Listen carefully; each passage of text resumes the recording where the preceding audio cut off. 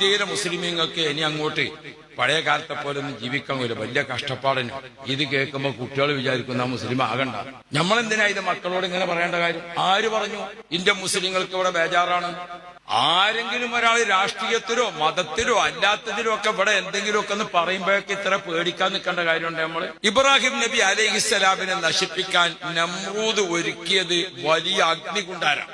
ഓളി കത്തിയിട്ട് ആകാശത്ത് തൊട്ടില്ലെന്ന രീതിയിൽ പറക്കുന്ന പക്ഷി ജറക് കരിഞ്ഞിട്ട് താഴെ വീണു. അങ്ങനത്തെ തീയാണ് ഇബ്രാഹിം നബിക്കെതിരെ ഒരുക്കിയത്. അങ്ങനെ ഇസ്ലാമിനെ നശിപ്പിക്കാൻ ഒരുങ്ങിയിട്ട് ഇന്ന് ഖലീലുല്ലാഹി നബി ഇബ്രാഹിം ആ പേര് കേൾക്കുമ്പോഴേക്ക് ലോകത്ത് സിന്ദാബാദ് എന്ന് പറയാൻ 200 കോടി ജനങ്ങളുണ്ട്.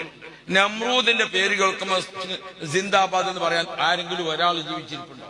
മൂസാ നബി അലൈഹിസ്സലാമിനെതിരെ അതിശക്തമായിട്ട് രംഗത്ത് വന്നത് ആരാണ്? ഫിർഔൻ ലഅനത്തുല്ലാഹി അലൈഹിയാണ്. ആരാണ് ഫിർഔൻ? ഞാനാണ് ഏറ്റവും വലിയ പടച്ചോൻ. ഇനി വേറൊരു അള്ളയും റബ്ബും ഒക്കെ ഉണ്ടെങ്കിൽ ഇന്റെ താഴെ അല്ലാതെ ഇന്റെ മേലെ അല്ല.